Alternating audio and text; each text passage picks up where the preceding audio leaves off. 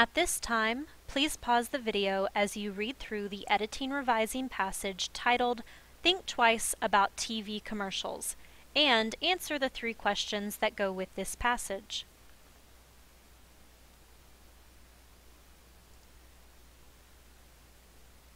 Let's begin with question number 4. This question asks, what is the most effective revision to make in sentence 15? Let's go back to the passage and examine sentence 15. Sentence 15 says, from the ad alone you'll never know or be sure how good the shoes really are. This sentence seems wordy, though not necessarily incorrect.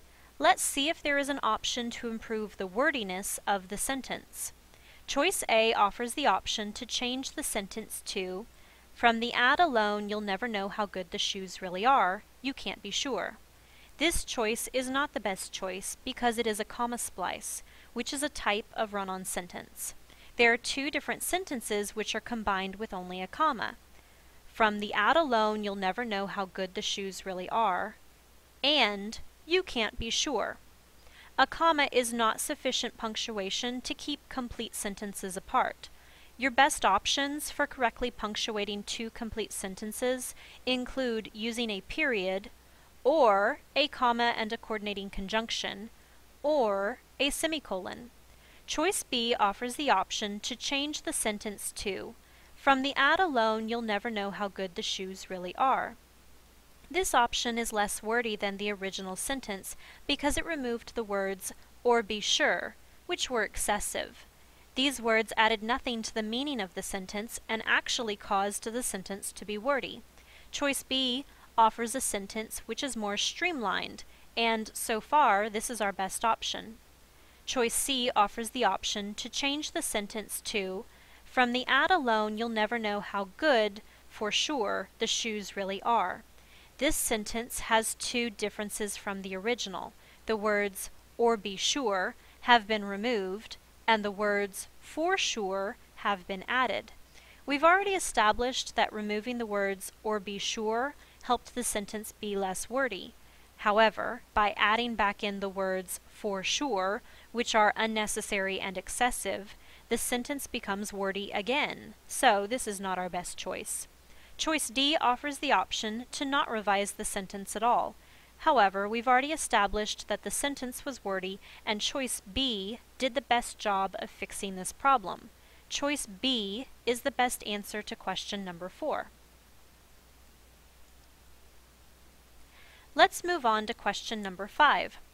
This question suggests that the author of this passage, Janie, would like to further develop the 4th paragraph, and you must choose the sentence from the 4 answer choices that would be the best sentence to add after sentence 21 in order to add to the main idea of the paragraph.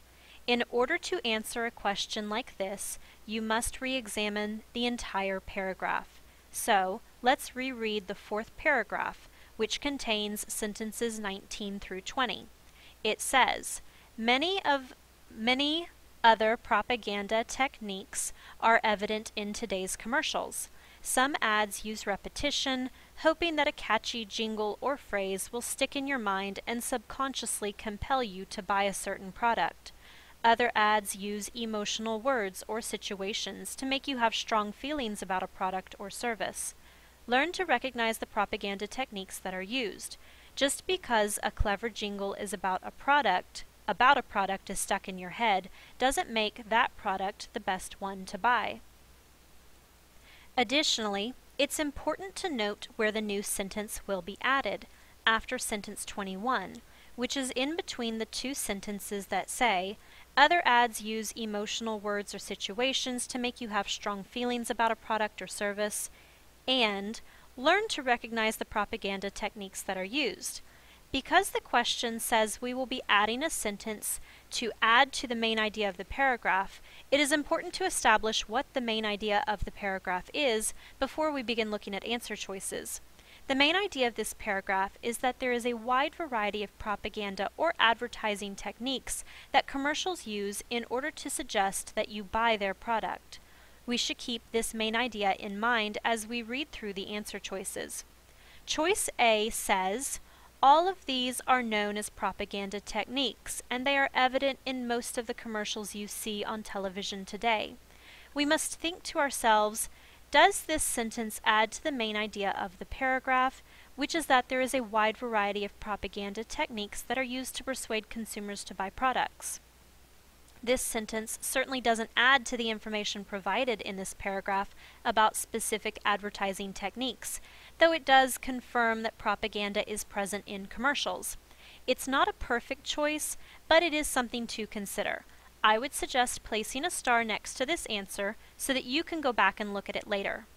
Choice B says, emotional words are designed to evoke emotions and make you feel strongly about something. While this explanation about what emotional words are is true, it does not contribute toward the main idea of the paragraph, which is that there is a wide variety of propaganda techniques that are used to persuade consumers to buy products. Choice C says, the role of an advertiser is to convince you that you will not be able to live without a certain product. This answer choice has the same problem that choice B has. The statement itself is true. It does accurately describe what the role of an advertiser is. However, this information does not contribute toward the main idea of the paragraph, so it's not the best answer choice. Choice D says, still other ads resort to snob appeal, attempting to convince you that you will appear to have more wealth or a higher social status if you use a certain product. This answer choice provides another specific example of a propaganda technique that is used to persuade consumers to buy products. This sentence does support the main idea. Additionally, there is a giant clue in this sentence, which should be a quick giveaway that this was the best option. The beginning of sentence 20 says, some ads use, and the beginning of sentence 21 says, other ads use. If we add in choice D after sentence 21, it would create a parallel structure, because the beginning of this sentence says, still other ads. Choice D strongly supports the main idea of this paragraph, more so than choice A, so choice D is the best answer for this question. Finally, let's look at question number 6. This question says that Janie would like to add a sentence to the end of her paper to help bring it to an effective closing, and it then provides 4 answer choices. In order to answer this question, we must do 2 things. We must consider the passage as a whole in order to effectively conclude the passage, and we must examine the sentence that our answer choice will follow. This question is a perfect example of why it's important to have read the entire passage. How can you effectively conclude a paper if you don't know what the paper is about? The thesis of this paper is sentence 4, which says, all of us should watch commercials wisely and carefully.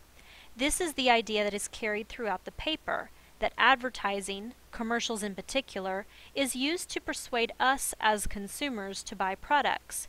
But we as consumers have a responsibility to be aware of the propaganda techniques that are being used to persuade us.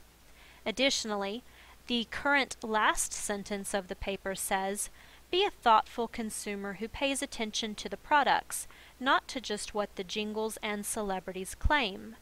We need to find an answer choice that would make sense following this sentence. Let's begin by examining choice A. Choice A says, as you know, commercials are obvious attempts to influence those who participate. This sentence explains what commercials are, which is information that would belong at the beginning of the paper, not at the end. Choice B says, the jingles that celebrities happily sing are part of a much bigger campaign.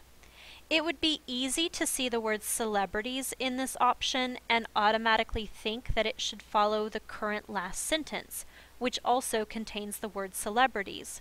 However, choice B does not offer a finalized thought on the subject.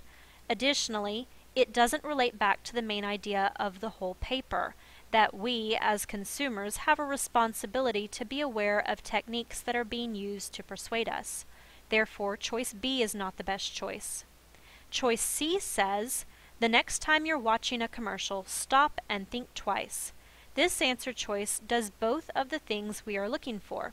It supports the main idea of the paper, and it very nicely follows the current last sentence. It supports the main idea of the paper because it encourages you, as a consumer, to think about the commercials you're watching. It nicely follows the current last sentence of the paper because the last sentence instructs the reader to be a thoughtful consumer who pays attention to the products. This choice shows the reader how he or she can be a thoughtful consumer by thinking twice about commercials. Choice D says, in the end, they're probably not worth all that much anyway. This choice does not support the main idea of the paper, and it does not nicely follow the current last sentence. In fact, it's difficult to understand what it's referring to as not being worth all that much anyway. Therefore, choice C is our best option.